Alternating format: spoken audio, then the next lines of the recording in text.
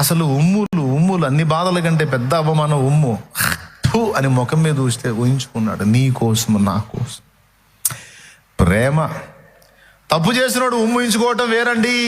ఒక్కటంటే ఒక్క తప్పు కూడా లేనివాడు ఉమ్ములు సహించటం ఏమిటండి? గలీజు పనులు చేసిన వాడిని ముఖం మీద కాదు ఊస్తారు, తప్పు చేశాడు కాబట్టి. ఆయన ఏం తప్పు చేశాడు? ఒక్కటి చూపించారా? పొంతి పిలాతు సభలో నిలబెట్టి, ఇదిగో ఇతడు దోషి అంటే విచారించిన పిలాతు ఏమన్నాడో తెలుసా? ఈ నీతిమంతుని యందు నాకే దోషము కనబడట్లేదన్నాడు. నిర్దోషమైన గొర్రె పిల్ల నా ప్రభు. పిలాతు కూడా, న్యాయాధికారి కూడా ఇంత లోపాన్ని దేవులాడలేకపోయాడు, పట్టుకోలేకపోయాడు. అలాంటి నిర్దోషి ముఖం మీద ఉమ్ము సహించడం ఏంటి? ముఖం మీద వెంట్రుకలు ఇలాగ పెరికేశారు. ఎంత చురుకండి ముఖం మీద వెంట్రుకలు తీయట. జుట్టు పట్టుకొని కింది కొంచెం పిడిగుద్దులు గుద్ది. ఎవరిని? సృష్టికర్తనే. ఆయన ఎక్కడ అసలు? కానీ ఎవరి నిమిత్తం? ఇంకేం కావాలి? అది కూడా ఎవరి కోసం?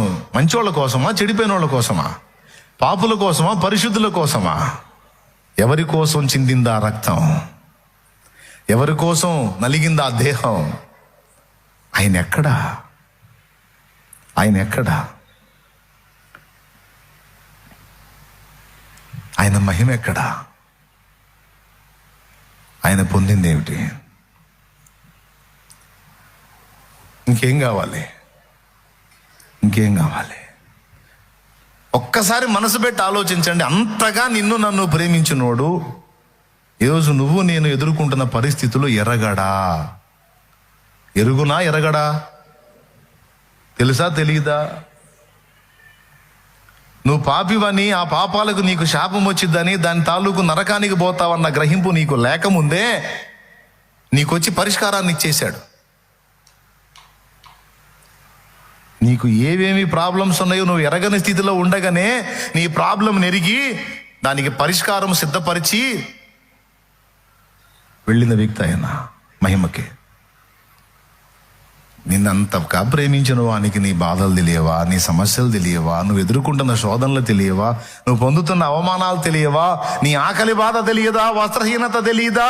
నీ నిందలు తెలియదా? అవమానాలు తెలియదా? నువ్వు పడుతున్న వేదన తెలియదా? నువ్వు ఏడుస్తున్న ఏడుపు తెలియదా? తెలుసా తెలియదా? చెప్పు, పెద్దగా చెప్పు. ఎంతమందికి అర్థమైంది? తెలుసుగా. ఎంత ప్రేమిస్తాడు నిన్ను? అదిగో చూడు,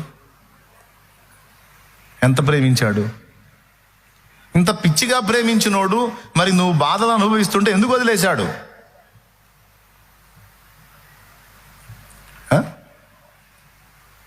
మొన్న చెప్పా, దేవుడి తర్వాత దేవదూతలు గొప్ప మహిమ వాళ్ళది, అవునా? ఈ లోకంలో, ప్రపంచంలో, విశ్వంలో 3 వర్గాలు ఉన్నారు ఆత్మ కలిగిన వ్యక్తులుగా. ఒకటి దేవుడు ఆత్మ, మానవుడు ఆత్మ, దూతలు ఆత్మ. వీళ్ళు 3 ఆత్మ కలిగిన. ఇక పశుపక్షాదులు, జంతుజాలం, సముద్రం మత్స్యాలు, ఇవన్నీ కూడా జీవులు. ఇక్కడ దేవుడు, దూతలు, మానవులు, 3 ఆత్మలు. వినండి. కానీ ఇందులో కూడా దేవుడి తర్వాత ఆ అనుభవాలు పొందే ఛాన్స్ ఒక్క మానవుడికే ఉంది, దూతలకు లేదు.